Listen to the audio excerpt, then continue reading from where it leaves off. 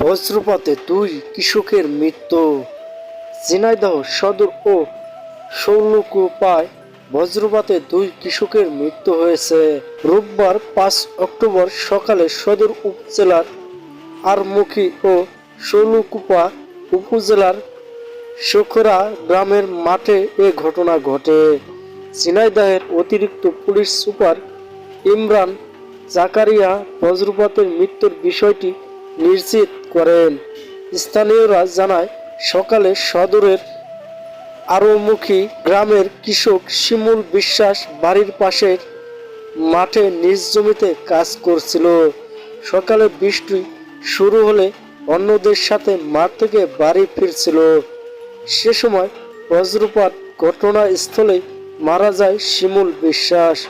অপরদিকে সকাল শৈলকুপা উপজেলার শেখরা